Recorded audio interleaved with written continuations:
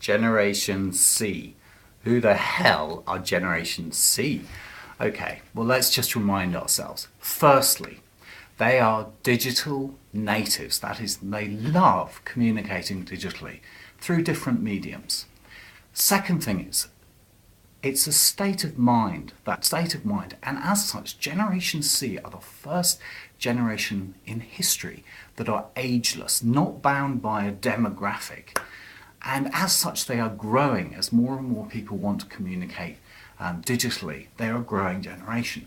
And so many people ask me, what's the difference between Generation C and Generation Y? Okay, and in this we're going to briefly explain the relationship between those two and also explain who Generation Y really are.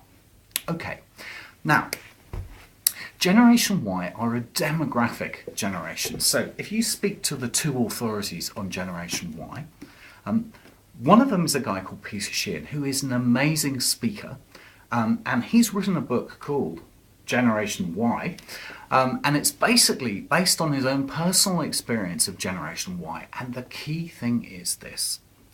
He says basically they're a very selfish generation, but if you manage them appropriately, they can produce amazing results. So this is very much a piece about how to manage them, and based on his personal experience.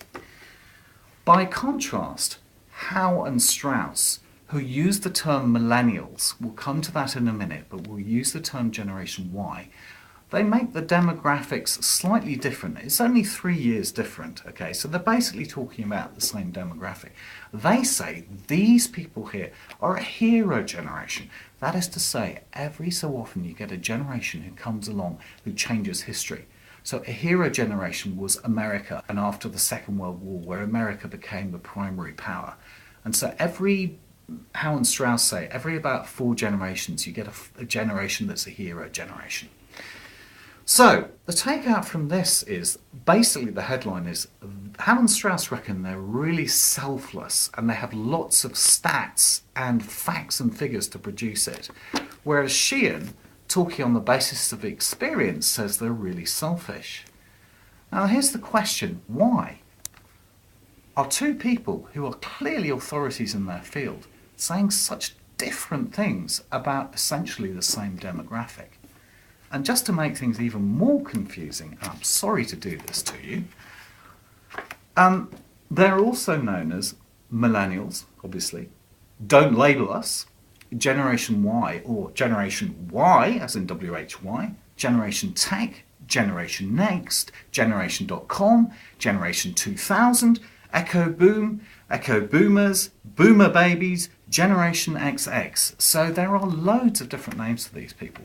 So it's actually really confusing.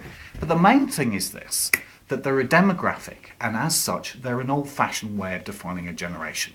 They are a group of people who have basically a common experience of grown up and have a common experience of culture at a certain time, okay? So here's the question, why are these two people writing about something, the same demographic, and yet their conclusions are so different? You've got to stop and ask that. And the reason this is really important is because marketing is based on the idea of a target market. The idea that a group of people that are demographic are essentially the same, have the same sort of values and behaviours, and as such we can target them. Here's the problem in a nutshell.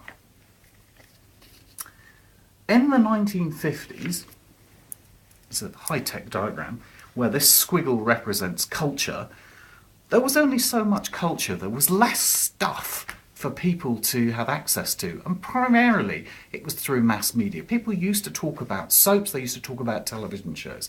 As such, they had more of a sense of commonality. Here, what's happened is that culture has exploded. There's so much more stuff out there. It's much harder for people to have commonality. And the result of that means that the idea of a demographic generation based on a box is much harder. And the implications of that are really profound, and they're two. The first is the idea of a target market is basically still used by marketeers on a constant basis, even though we've constantly said that it's harder to use it. There's no viable alternative. Well, here is the viable alternative. What we as marketeers should be doing is using the idea of target influencers. And we'll come on to that next time. But the basic relation Generation C and Generation Y is this. You can be both. You can be Generation C psychographically and Generation Y demographically. Equally, if you're not into communicating digitally and you're not an influencer in the digital world, you are likely to be Generation Y. In other words, you can be Generation Y or be dual generational. And with that, and it's slightly longer than usual, for which I'm sorry, we'll say goodbye and come and look at another relationship with a generation next time.